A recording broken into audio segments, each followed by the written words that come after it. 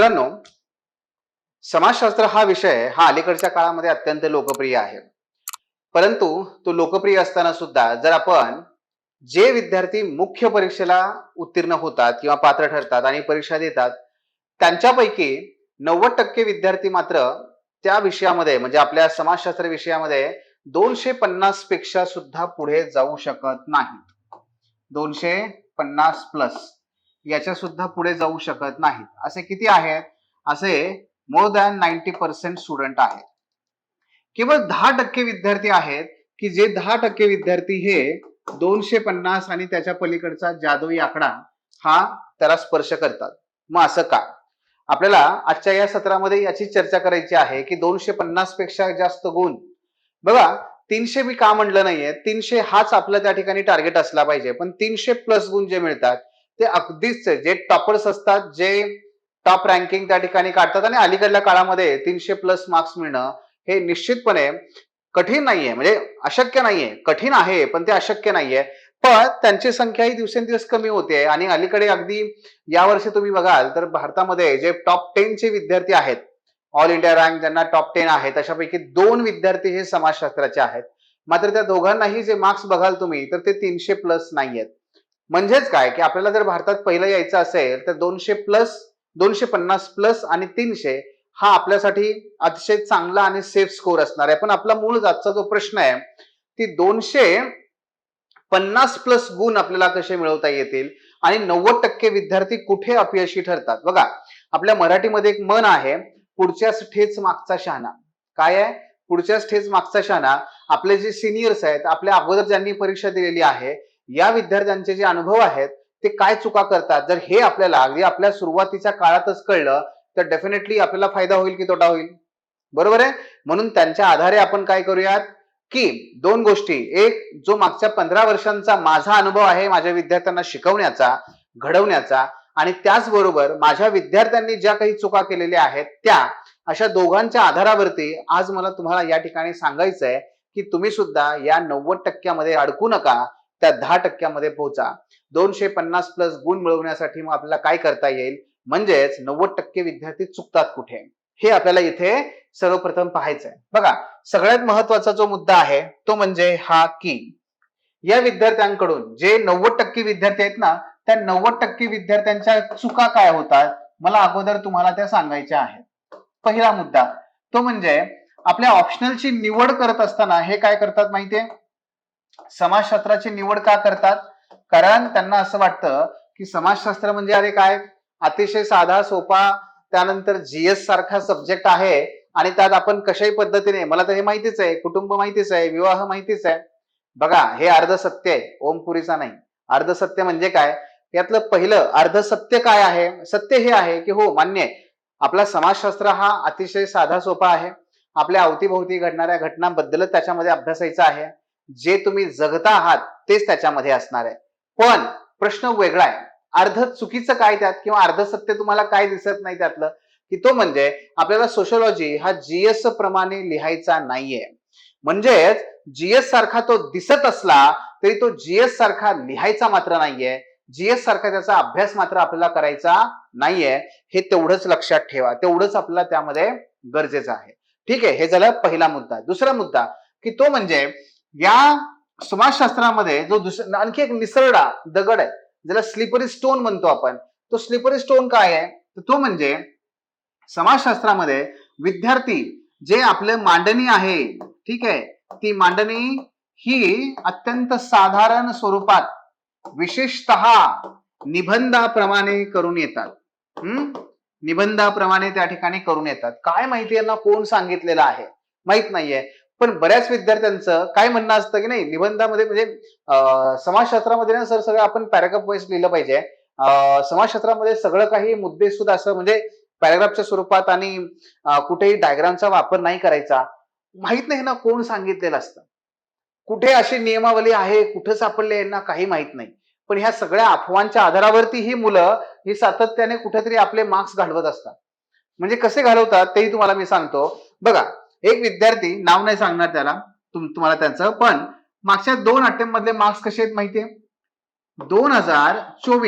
2024 या वर्षी दोन्ही विषयात दोन्ही पेपर मध्ये मिळून 179 एवढे मार्क्स होते बरं का, 179 मार्क्स होते. बरं ठीक आहे, पहिला अटेम्प्ट आहे म्हटलं, चला हरकत नाहीये, बरं आहे असं असू दे.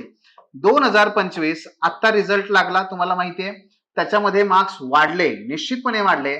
कितीपर्यंत पोहोचला मात्र? 204. 204. मित्रांनो, हे असं का, कशामुळे? जेव्हा दोन मुद्दे असतात बघा, विद्यार्थी जेव्हा पेपर देतात आणि मला फोन करतात आणि सांगतात की सर सगळा पेपर कव्हर केला, पूर्ण पेपर झाला, व्हेरी गुड, ही यशाची पहिली गरज आहे की आपण पूर्ण पेपर कव्हर करणं.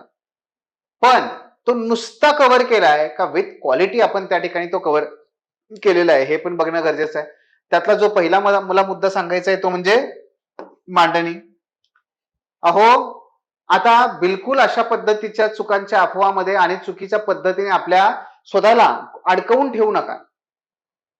समाजशास्त्रामध्ये आपण आकृत्यांचा वापर केला पाहिजे. तुम्हाला मी गंमत सांगतो, समाजशास्त्राचे जे आपले मूळ जे समाजशास्त्रज्ञ आहेत ना, ऑलमोस्ट सगळेच्या सगळे समाजशास्त्रज्ञ हे बायोलॉजी किंवा सायन्स बॅकग्राऊंडचे होते, नंतर ते समाजशास्त्राकडे वळलेले आहेत. त्यामुळे ह्या सगळ्या विचारवंतांनी स्वतःच एवढ्या छान पद्धतीने डायग्रामॅटिकली प्रेझेंटेशन केलेलं आहे, त्यांच्या थिअरी मांडलेल्या आहेत. जर आपल्या त्या फादर ऑफ सोशिओलॉजी पासून सगळ्या विचारवंतांनी जर डायग्राम वापरलेले आहे तर तुम्हाला वापरायला काय प्रॉब्लेम आहे? म्हणजे मी तुम्हाला काय सांगतोय की काय चुका करतात हे 90% विद्यार्थी, काय चुका करतात, कुठल्या तरी अशा अफवामध्ये अडकून पडतात. हे बिलकुल करायचं नाहीये. मांडणी का गुण वाढत नाहीत, का विद्यार्थी पुढे जात नाही किंवा का विद्यार्थी एक्सपोनेन्शियल गुण मिळवून पास होत नाही, त्याची ही कारण आहेत. आपल्याला ते करायचं नाहीये. क्रमांक 3 तो म्हणजे काय? General answer. लक्षात घ्या.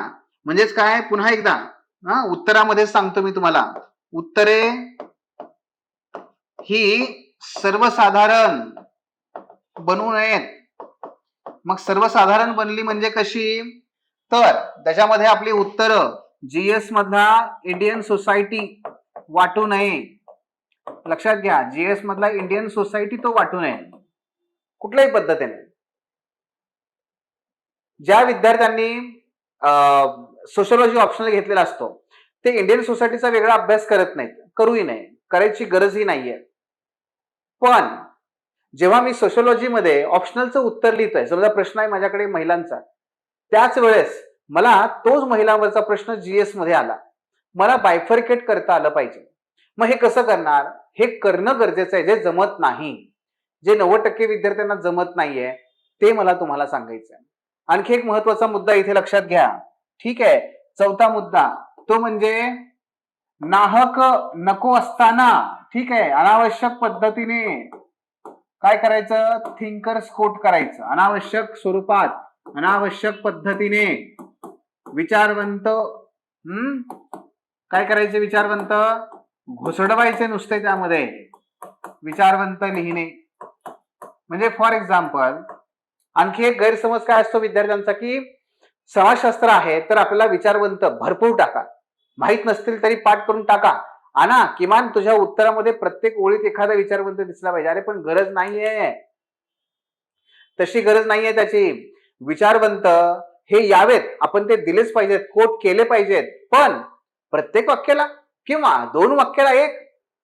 आणि जर देत असशील ठीक आहे दे, पण ते देणं जे आहे ते कॉन्टेक्स्चुअल असलं पाहिजे.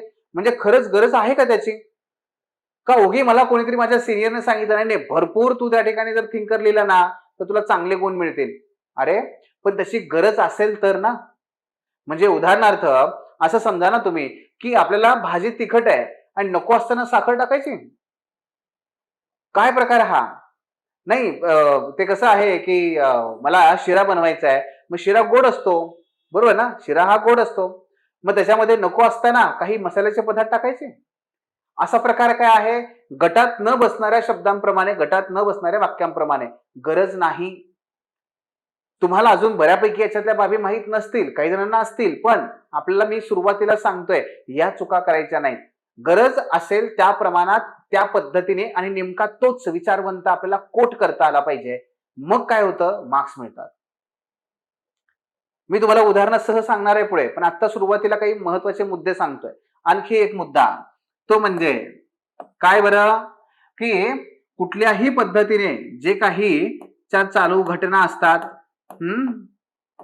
त्यानंतर आवश्यक त्या ठिकाणी डेटा, आवश्यक त्या ठिकाणी काही ट्रेंड्स, ओके, हे वापरलं जात नाही का, तर मगाशी जे सांगितलं तेच, नाही हे समाजशास्त्रात चालतं का, पण हाच मुद्दा आहे.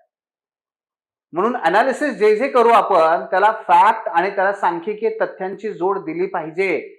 बघा लक्षात घ्या, अनालिसिस तुम्ही करताय खूप चांगलं आहे, पण जर त्याला फॅक्ट आणि सपोर्ट नाही केला ना, उपयोग नाही, मार्क्स मिळत नाहीत, ऍव्हरेज मार्क्स देऊन तो पुढे निघून जातो. असं आपल्याला बिलकुल करायचं नाहीये. आपल्याला जायचंय, पुढे जायचंय, आपल्याला पहिल्या प्रयत्नामध्ये यश मिळवायचंय. आपण हा ऑप्शनल निवडलाच त्यासाठी आहे की मला 250 प्लस त्या ठिकाणी मार्क्स मिळाले पाहिजेत. बरोबर आहे ना. आपण तो मुद्दा करूयात. आता पुढे जाऊयात. याचं उदाहरण घेऊया आपण. बघा, दारिद्र्य. दारिद्र्य हा जो घटक आहे त्या घटकाकडे विश्लेषण आपण करूयात.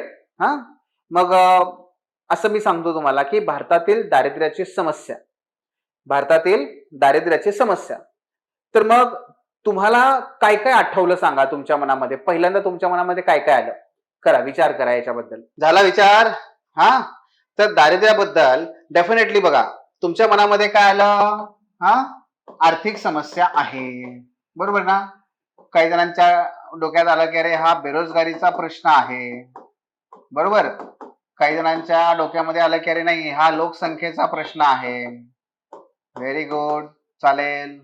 काही जणांना वाटलं की नाही दारिद्र्य म्हणजे बेसिक हो, अन्न वस्त्र निवारा हे नसणं म्हणजे दारिद्र्य असतं, हेही वाटलं असेल. बर, काही जणांना असं वाटलं असेल की शिक्षणाचा अभाव यामुळे सुद्धा दारिद्र्याचा काय होतो, प्रश्न निर्माण होतो. अगदी बरोबर, कुठेही चुकीचं नाहीये, काहीच चुकीचं नाही. पण जेव्हा आपण समाजशास्त्रामध्ये जाणार, समाजशास्त्राचा अभ्यास करणार, तेव्हा मात्र तुम्हाला या संपूर्ण प्रश्नाकडे, जे तुम्ही सर्वांनी पाहिलेला आहे, कदाचित आपल्यापैकी काही जणांनी अनुभवला असेल, बऱ्याच जणांनी तो इतरांचा पाहिला असेल, आपल्या अवतीभोवती परिस्थिती काही वेगळी नाहीये, बरोबर ना. आता समाजशास्त्र तुम्हाला कशी वेगळी दृष्टी देतं बघा. बघा लक्षात घ्या, अगदी बेसिक कडून जाऊयात आपण. ते म्हणजे काय की दारिद्र्य. दारिद्र्य मित्रांनो, समाजशास्त्र म्हणतं की हो दारिद्र्य हे आहे अस्तित्वात, पण दारिद्र्य हा प्रश्न दारिद्र्य राहणाऱ्या लोकांनी नाही निर्माण केला. लोक दारिद्र्यात असतात कारण त्यांचं कोणीतरी शोषण करतं. शोषण कोण करतं? उदाहरणार्थ कामगार. कामगारांचं शोषण भांडवलदार करतात. औद्योगिक क्रांतीनंतर भांडवलदारांनी कामगारांचं शोषण केलं, जेवढा त्याचा खरा मोबदला द्यायला पाहिजे तेवढा नाही दिला, आणि म्हणून कामगारांना 12-12 तास 14 तास काम करून सुद्धा झोपडपट्ट्यामध्ये राहावं लागलं. बघा शोषण. असं शोषण आणखी एक कोण सांगितलं, ते म्हणजे हे सांगितलं कोण? मार्क्स. बर, आणखी कोण सांगतं शोषण कुणाचं? भारतातल्या जाती व्यवस्थेचं. बघा डॉक्टर बाबासाहेब आंबेडकर म्हणतात की ह्या जाती व्यवस्थेने काय केलं, तर इथल्या अस्पृश्य समुदायाला, इथल्या दलितांना पूर्णपणे मनुष्य म्हणून कधी वागवलंच नाही. अहो मग पूर्णपणे काय, अगदी जरा सुद्धा नाही, प्राण्यापेक्षा सुद्धा हीन वागणूक दिली आहे. आणि ह्या जाती व्यवस्थेने दलितांना, अस्पृश्यांना नेहमीच संसाधनं नाकारली, जगण्याचं कुठलंही साधन दिलं नाही, आणि म्हणून सदैव दारिद्र्यामध्ये असलेला घटक हा दलित आहे, हा तो आदिवासी, हा तो अस्पृश्य आहे. हे शोषण आहे.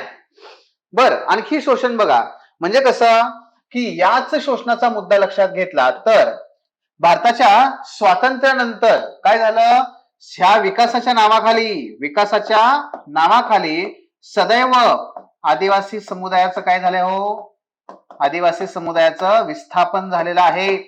विस्थापन बघा, म्हणजे कधीही बघा तुम्ही, जर धरण बांधायचंय मोठं, गावाच्या गावं पाण्याखाली गेली, पण कुणाची?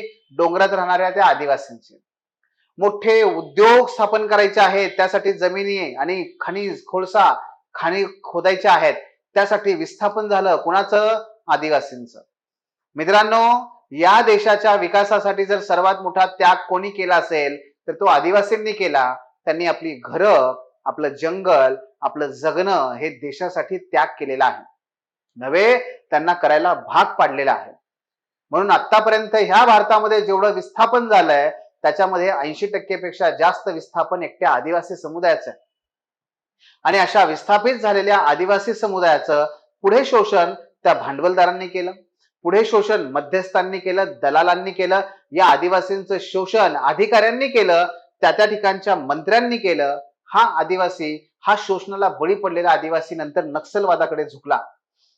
मित्रांनो, तुम्हाला माहिती आहे भारतामध्ये सर्वात जास्त दारिद्र्याचं प्रमाण हे आदिवासींमध्ये आहे. क्रमांक 2 हे दलितांमध्ये आहे. आणि क्रमांक 3 आणखी एक घटक आहे जो सगळ्यात जास्त दारिद्र्यामध्ये आहे, आणि तो म्हणजे कोण? तो पुन्हा एकदा शोषणाला बळी पडलेलाच आहे, आणि तो म्हणजे मुस्लिम. हा मुस्लिम समुदाय, या मुस्लिम समुदायामध्ये सर्वात जास्त या 2 घटकानंतर म्हणजे आदिवासी नंतर, अनुसूचित जातीनंतर मुस्लिम धर्मामध्ये किंवा मुस्लिम समुदायामध्ये सर्वाधिक दारिद्र्याचं प्रमाण आहे. पण त्याच्यामध्ये का दारिद्र्याचं मोठं प्रमाण आहे? त्याचं पहिलं शोषण केलं ते ब्रिटिशांनी. या ब्रिटिशांनी स्वतःच्या राजकीय फायद्याकरता मुस्लिम समुदायाला कधीच त्या ठिकाणी पुढे येऊ दिलं नाही. मुस्लिम समुदायाच्या मनात सदैव तिथे ती जे काही भेद आहे, भेदभाव आहे, ती दुश्मनी आहे, तो विरोध आहे, हे त्याच्या मनामध्ये नेहमी भरवलेला आहे. आणि म्हणून या थोडा आणि झोडा रणनीतीच्या माध्यमातून मुस्लिम समुदायाचं नेहमी त्या ठिकाणी काय केले, भीती दाखवले इतर समुदायांना, आणि मुस्लिम समुदायाला सुद्धा नेहमी हे दाखवलं की तुमचं शोषण आम्ही नाही, हे हिंदू करतायत. आणि दुसरा मुद्दा म्हणजे काय, की स्वातंत्र्यानंतर राजकीय पक्षांनी सगळ्याच एक तर मुस्लिम समुदायाची भीती दुसऱ्यांना दाखवली, नाहीतर मुस्लिम समुदायाच्या मनात दुसऱ्यांची भीती घालवली. आणि अशा पद्धतीने हा समुदाय सदैव शिक्षणापासून वंचित राहिला, आणि तो इतर जे काही सामाजिक गतिशीलता प्राप्त करायसाठी तो कधीही प्रयत्न त्याने केलं नाही, त्याला करता आलं नाही. आणि म्हणून तो सुद्धा कसा आहे, या देशातला सर्वाधिक दारिद्र्यामध्ये असणारा घटक आहे, लक्षात घ्या. त्यानंतर दारिद्र्यामधला आणखी एक घटक जो आपण कधी लक्षात घेत नाही, पण समाजशास्त्र काय म्हणतं, त्याचं सुद्धा शोषणामुळेच काय झालाय, तो दारिद्र्यात आहे. तो कोण आहे माहितीये? तो आहे स्त्रिया. स्त्रिया, पितृसत्ता. या पितृसत्तेने नेहमी काय केलं, तर स्त्रियांना संसाधनं नाकारली. बघा, घर कुणाच्या नावावर? पुरुषाच्या. जमीन कुणाच्या नावावर? पुरुषांच्या. मुलं कुणाच्या नावावर? पुरुषांच्या. मित्रांनो, अहो त्या स्त्रीला स्वतःचं कुठलंही अस्तित्व ठेवलं नाही या पितृसत्तेने. आणि परिणामी जर भारतामध्ये सर्वाधिक अनुसूचित जाती, आदिवासी किंवा कुठलाही मुस्लिम समुदाय घ्या, यांच्यामध्ये सुद्धा जर सर्वाधिक दारिद्र्यात कोण असेल तर ती मुस्लिम स्त्री आहे, आदिवासी स्त्री आहे, अनुसूचित जातीतली स्त्री आहे. आणि ह्या स्त्रीचा विचार आपण करणं गरजेचं आहे. लक्षात येते तुम्हाला? आता बघा मुद्दे. मग तुम्हाला मला सांगायचं काय आहे, की हे बघा, हे काय झालं, हे जे आपण लिहितोय हे चुकीचं आहे का? नाहीये. मग विद्यार्थी काय म्हणतो, सर मी पेपर लिहून आलो. अरे वा, एक नंबर, पेपर लिहून आलो. पण जर हे लिहून आला तर मार्क्स पडतील का? नाहीये. पण जर एखादा विद्यार्थी या पद्धतीने विचार करतोय आणि या पद्धतीने लिहिण्याचा प्रयत्न करतोय, मार्क्स कुणाला जास्त मिळतील? इथे मिळतील का इथे मिळतील? इथे लक्षात तुम्हाला? आता पुढचा टप्पा आणखी एक सांगतो तुम्हाला, आणखी एक पुढचा टप्पा सांगतो, तो तुम्हाला आणखी लक्षात येईल बरं का. म्हणजेच काय, एखादा विद्यार्थी जर त्याने या पद्धतीने लिहिलं असतं बरं का, तर त्याला किती, आपला जो पेपर आहे 250 मार्काचा, त्या 250 पैकी जर तो असं लिहित असेल या बाजूने, मी आता खोडलं, तर त्याला किती मार्क्स पडतील? 75-80 पर्यंत त्याला मार्क्स पडतील. त्याच विद्यार्थ्याने जर समजा आता या बाजूने लिहिलं, या पद्धतीने लिहिलं, ठीक आहे, तर त्याला किती मार्क्स पडतील? तर निश्चितपणे तो किमान 100 ते 110 पर्यंत जाईल. मग दोन्ही पेपर मध्ये मिळून म्हटलं तर 220-225 मार्क्स त्याला इथून या पद्धतीने पडतील. काही हरकत नाही, तू असं लिहिलं तरी चालतं. पण आणखी एक तिसरा टप्पा आहे की जो आपल्याला अचीव करायचा आहे. तो म्हणजे कसा, तर तो म्हणजे बघा, जिथे की आपण फक्त काय करतोय, नुसतं बघा, मी तुम्हाला सांगतो कशी गंमत आहे याच्यातली. आता या ठिकाणी मी काय केला, नुसतं शोषण नाही लिहिणार, मी मार्क्स यांच्या मते असं लिहिणार.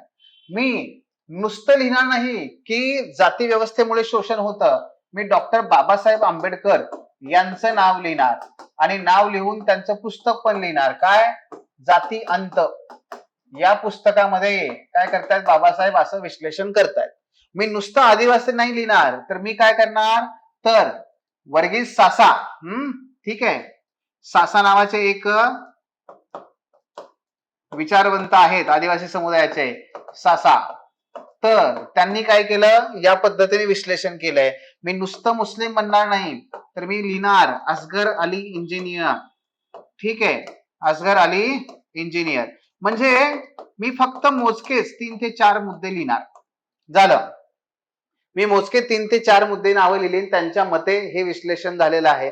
मग हे विश्लेषण प्लस ही नावं लिहिली की मला काय होतं, चांगले गुण पडायला लागतात. मग मी कितीपर्यंत जाईल माहितीये, 250 पैकी इथे 110 पर्यंत पोहोचलोय, मी इथे 130 135 पर्यंत पोहोचेल.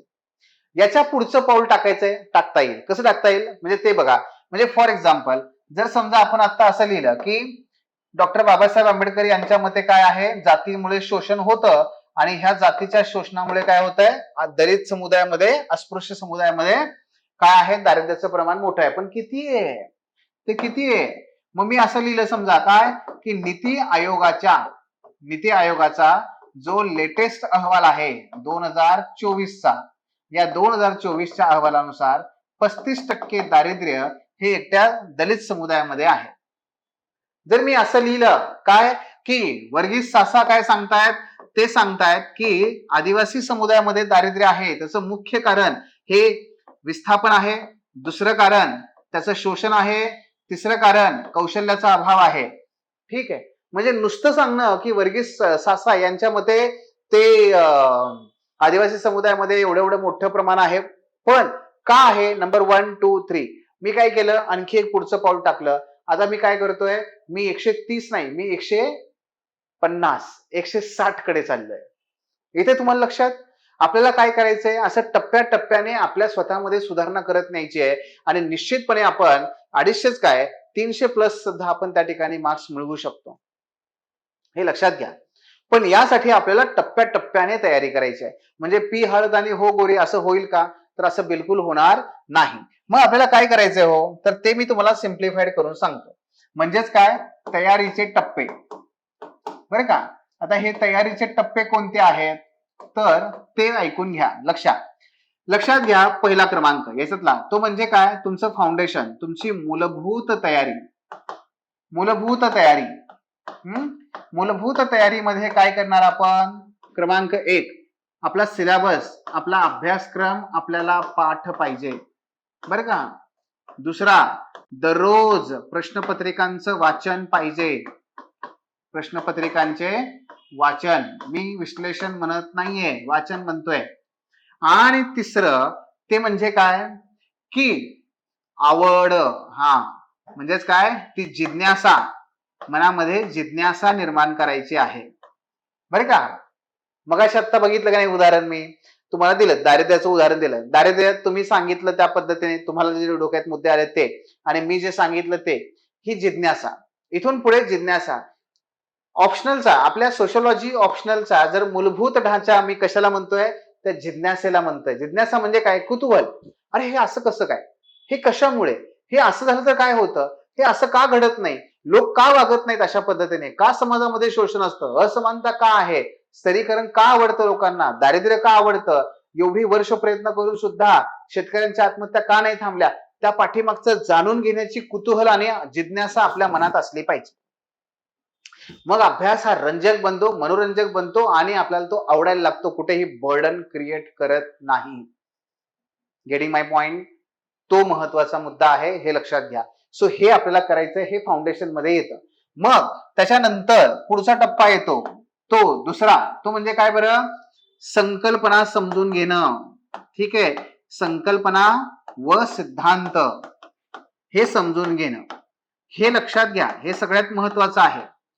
आपल्या सिलेबस मध्ये आयोगाने फक्त संकल्पना आणि सिद्धांत दिलेले आहेत, तेच करायचे आपल्याला. फक्त जे दिलेले आहेत त्यांच्यावर चांगली कमांड मिळवू आपण.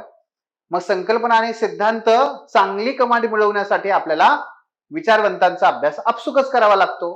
त्यामुळे याच्या अंतर्गत विचारवंत हे येतातच. मग विचारवंतांचा अभ्यास करूया आपण. ठीक आहे. हे झालं दुसरं.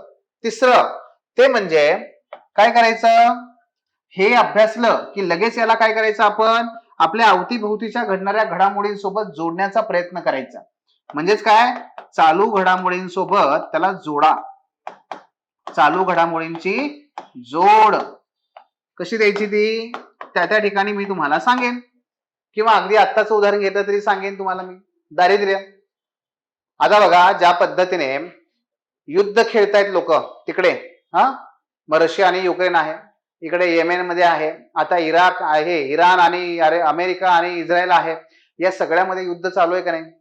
तर त्या देशातल्या युद्धाचा त्या देशातल्या लोकांच्या दारिद्र्यामध्ये तर वाढ होणारच आहे, त्यात काही अडचण नाहीच आहे. पण त्या देशातल्या युद्धाचा भारताच्या देशातल्या दारिद्र्यामध्ये वाढ होण्यात भूमिका निभावते.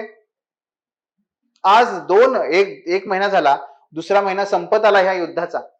40-45 दिवस झाले मित्रांनो हे युद्ध चालू आहे. आपल्यातल्या कितीतरी उद्योग आणि व्यवसाय हे ठप्प आहेत. अहो, जे दररोज मजुरी करून जगणारी लोक आहेत त्यांना आज ते काय म्हणतो आपण हातावर, त्यांचं काय असतं, हातावर पोट असतं. आज दिवसभर काम करायचं, येताना मजुरी आणायची, जाताना दुकानातून काय करायचं, 50 ग्राम तेल घेऊन जायचं, 200 ग्राम तांदूळ घेऊन जायचे, जायचं घरी, स्वयंपाक करायचा आणि खायचं. असे पोट आहे लोकांचं, अशी अवस्था आहे आपल्या लोकांची. यांची क्षमता नसते महिना काय काम केलं तरी चाललं बाबा माझं निमान, असं नसतं. मग या लोकांचं काय, ह्या सगळ्या लोकांच्या रोजगारावर परिणाम झाला, या लोकांच्या दारिद्र्यामध्ये भर पडली. त्यामुळे तुम्ही सातत्याने वाचत असाल की पुढचे काही दिवस भारतामध्ये जो काही ग्रोथ आपला होता तो थांबला आणि दारिद्र्याचं प्रमाण वाढायला लागलं. मला सांगायचं काय याच्यात, की आपण आपल्या अवतीभोवती घडणाऱ्या घटना लगेच काय करायचं, मी वाचलं की जोडण्याचा प्रयत्न करायचा. बघा लक्षात घ्या, समाजशास्त्रामध्ये चालू घडामोडी ह्या तुम्हाला कंपल्सरी नाही आहेत, ठीक आहे. पण टॉपर काय करतात, टॉपर ते करतात, ते गरज नाहीये म्हणून नाही, ते वेगळेपण सिद्ध करण्यासाठी म्हणून ते प्रयत्न करतात. आपणही ते करायचं, आपण सुद्धा ते करायचं आणि आपण टॉपर बनायचं, ठीक आहे. हे झाला पुढचा टप्पा. तिसरा, चालू घडामोडींशी त्याला जोड द्या. चौथा टप्पा काय बरं, लेखन सराव. खूप महत्वाचा आहे लेखन सराव.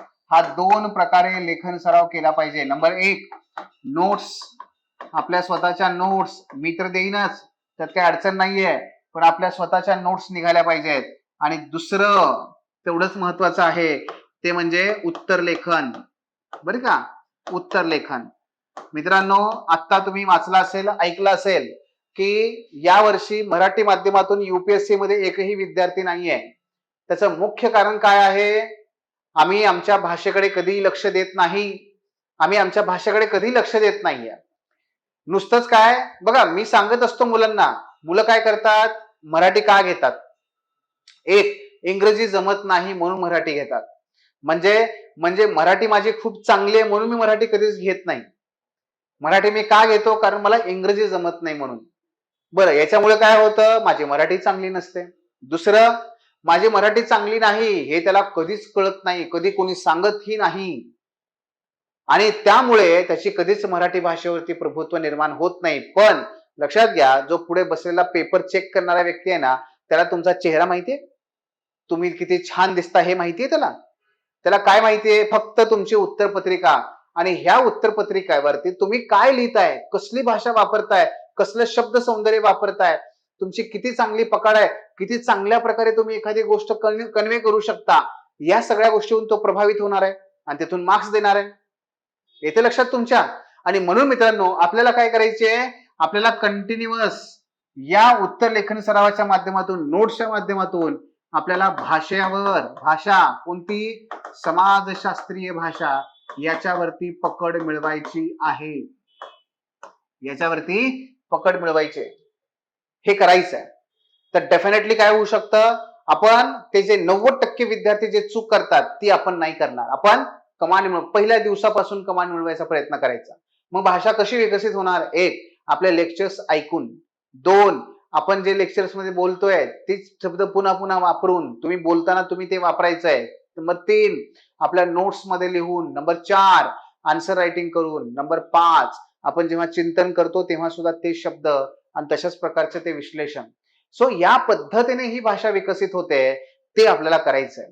गेटिंग? सो हा झाला पुढचा टप्पा जो लेखन सरावाच्या माध्यमातून आहे. 5वा टप्पा तो म्हणजे चिंतन. मित्रांनो, जे 90% विद्यार्थी करत नाहीत ते आपण करायचं, चिंतन करणं. चिंतन करणं म्हणजे पुन्हा काय असतं की मला किती समजलं. मी तुम्हाला उदाहरण सांगतो. जे गवत खाणारे जे प्राणी असतात बघा, ते दिवसभर भरा भरा भरा भरा भरा खाऊन टाकतात, पण रात्री बसले ना की ते रवंत करतात. आपण तसं करायचंय. प्रत्येक दिवशी रात्री झोपण्याच्या अगोदर चिंतन करायचं, मी काय काय वाचलंय, ते काय होतं मला समजलंय का. आणि प्रत्येक आठवड्याच्या शेवटी म्हणजे रविवारी आपण चिंतनासाठी वेळ द्यायचा आहे. बघा, रिव्हिजन वेगळी, रिव्हिजनची एक महत्वाची प्रकार आहे चिंतनाचा. तो चिंतन करायचं की हे काय आहे, मला काय समजलं, मी सांगू शकतो का दुसऱ्यांना, मला एका वाक्य सांगता येईल का, 2 वाक्य सांगता येईल का. मी चिंतन करणं त्याच्यावर, साधक बाधक त्याच्यावरती मी स्वतःला सांगणं, हे चिंतन असतं. हे आपल्याला करायचंय. बघा, समाजशास्त्रामध्ये कुठेही तुम्हाला पाठांतर नाहीये. समाजशास्त्र काय करणार आहे माहितीये, तुम्हाला फक्त एवढंच करायला सांगतो, आपण टॉपर आहोत. आणि लक्षात घ्या, एवढं तर करायलाच पाहिजे नाही का. IAS व्हायचंय, एक अख्खा जिल्हा आपल्याला हातात घ्यायचंय. आपलं स्वप्न काही छोटं आहे? मग जर एवढं स्वप्न मोठं असेल तर थोडीशी तर मेहनत आलीच की नाही त्यामध्ये. तर तेवढी मेहनत करण्यासाठी फक्त आपण तयार राहा. ठीक आहे, हे या पद्धतीने जाणार आहोत आपण. त्यानंतर आणखी एक चूक काय करतात विद्यार्थी, तर ते म्हणजे बघा, लक्षात घ्या की ते फोकस काय करतात, त्यांचा फोकस हा कशावर असतो, नोट्स वरती. फोकस नोट्स वरती असतो किंवा पुस्तकांवर असतो. ठीक आहे, आपला फोकस त्याच्यावरती नाही. आपला फोकस कशावर असला पाहिजे, आपला फोकस हा अभ्यासक्रमावर असला पाहिजे. आपल्या अभ्यासक्रमावर असला पाहिजे. म्हणजे कसा, जर एक टॉपिक समजा, उदाहरण सांगतो तुम्हाला मी, जाती व्यवस्था आहे, तर जातीचा तुम्हाला अभ्यास करायचा आहे ना, तर ते काय करा, ते आपण दिलेल्या नोट्स तिथून करा, आपण सांगितलेली पुस्तकं तिथून करा, दररोज जे वर्तमानपत्रामध्ये येतं तिथून करा. ठीक आहे, आणि तुमचं स्वतःचे काही अनुभव असतील तर तिथून करा. म्हणजे काय की एक टॉपिक आणि मल्टिपल सोर्सेस मधून तुम्ही तो करा, काही हरकत नाही.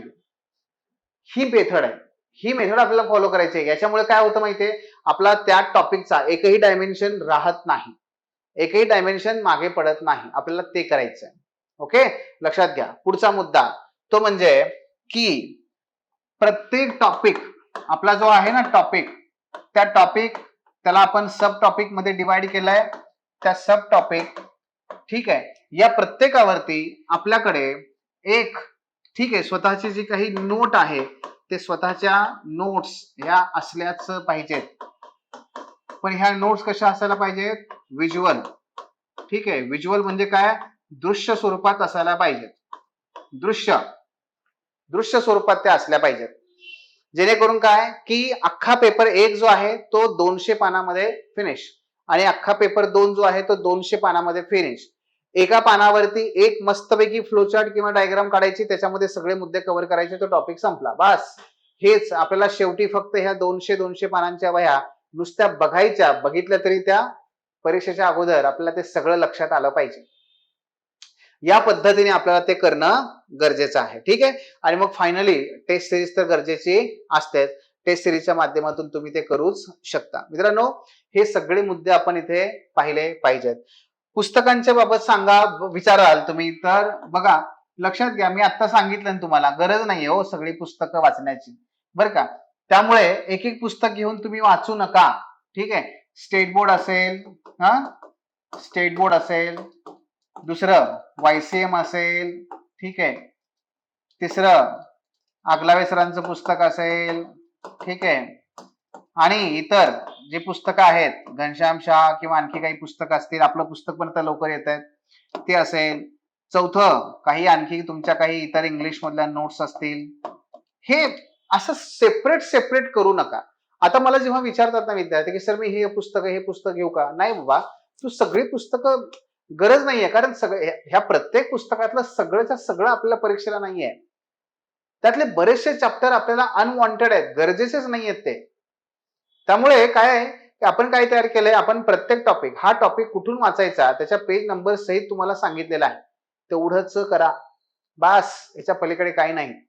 ठीक आहे, फार सोर्सेसच्या मागे लागायचं नाहीये. ओके, तर हे या पद्धतीने आहे. याच्यानंतर मग पुढे जो सिलेबस असेल, आपले विचारवंत असतील, ते आपल्याला पुढे करत जायचं आहे. आपल्या या मेंटरशिपच्या बॅच मध्ये आपण काय काय करणार आहोत, तर मित्रांनो, एकूण जो 6 महिन्यांचा जो वेळ आहे, ही 6 महिन्यांची बॅच असते. पण मेंटरशिपच्या बॅच मध्ये विद्यार्थी काय करतात माहितीये, 3 महिन्यामध्येच सगळा अभ्यासक्रम संपवून टाकतात. म्हणजे सगळा अभ्यासक्रम संपवतात. हो, हे शक्य आहे. अहो 2.5 महिन्यामध्ये माझ्या विद्यार्थ्यांनी सोशिओलॉजीचा अभ्यास पूर्ण केलाय. सगळं बरं का, त्याच्यामध्ये वाचन, लेखन, चिंतन, मनन, आन्सर रायटिंग, फीडबॅक, लेक्चर सगळं केलेलं आहे. मग हे काय करतात, 3 महिन्यामध्ये पूर्ण अभ्यासक्रम संपवला की पुढचा 1 महिना जो आहे, आणखी 1 महिना, ठीक आहे, 1 महिना हे ते काय करतात माहितीये, तो पूर्ण त्या ठिकाणी दुसऱ्या टप्प्यात त्याचे रिव्हिजन करतात.